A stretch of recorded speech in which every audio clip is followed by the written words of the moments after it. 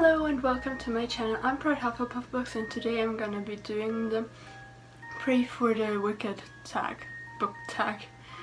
So I have everything on my tablet here, like the questions. First question is Silver Lining, a book you didn't expect to like but loved, or a not so great book that had a silver lining that kept you hooked.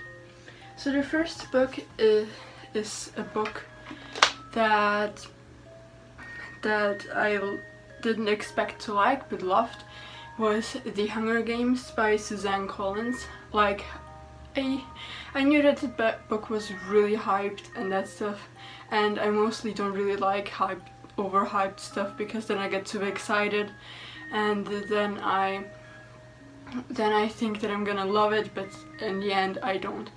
But I really loved this book. I read it now in 2 days, so it was really good. I mostly don't read books in 2 days, mostly it takes me much longer, but this book was really great.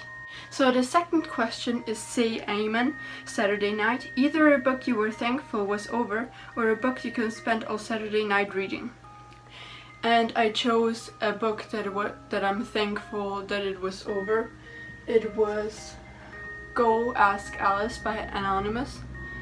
I didn't really like that book because it has themes like suicide and drug abuse, and I have mental issues myself, so that with the suicide wasn't that great for me because it felt like it was just really depressing for me, and I was really happy when it was over. I needed to read this for school, so I couldn't just put it down and DNF it. I needed to read it because we had a test over it.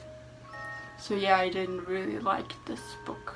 The third question is Hey Look Ma, a book that you felt accomplished for finishing. And actually I feel accomplished for finishing all books because I'm a really slow reader, and I'm really feeling accomplished when I finish a book. So I know it sounds dumb, but I'm really happy when I'm finishing books, even the ones that I really love, because yeah, sometimes it is like I'm really sad that it's over, but I'm also really happy that I finished it because I'm really slow. So the fourth question is High Hopes, and it was a book you had high hopes for but fell flat, and that was On the Other Side by Carrie Hope Fletcher, I think it was. And all of my friends, because we needed to read that book for school purposes, and all of my friends told me, oh my god, that book is so good, so good, I can't talk, it's so good.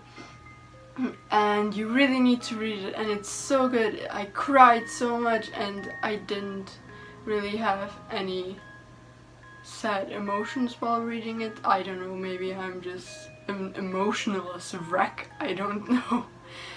But I didn't really like the book, so I don't even have it here right now. I don't know where it is, probably somewhere in my bookshelf from my parents, not here.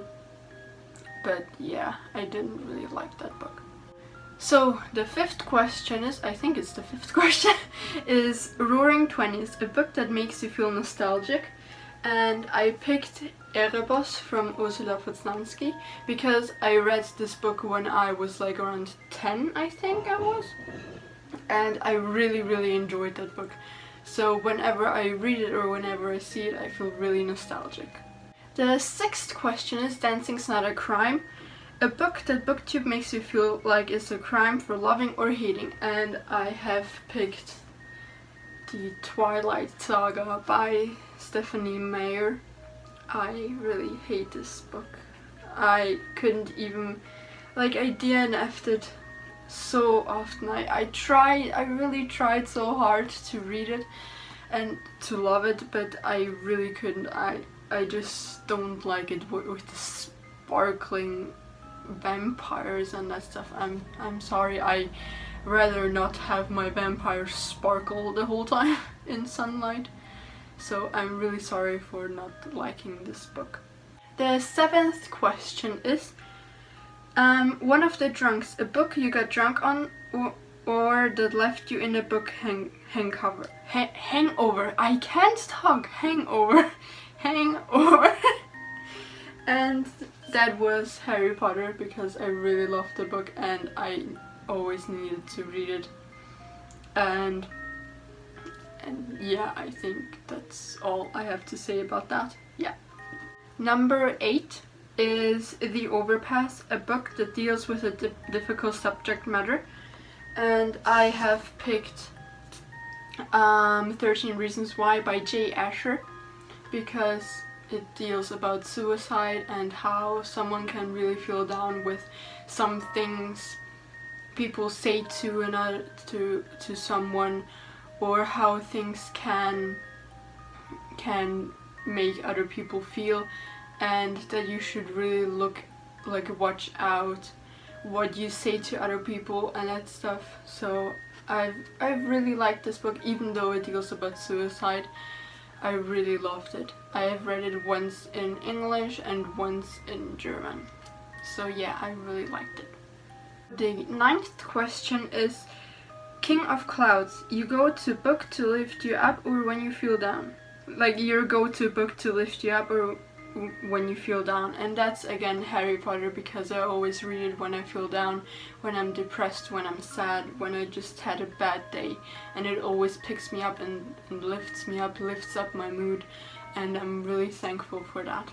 The 10th book, the 10th question is Old Fashioned, and it's your favorite book published before the year 2000, and it's Harry Potter once again.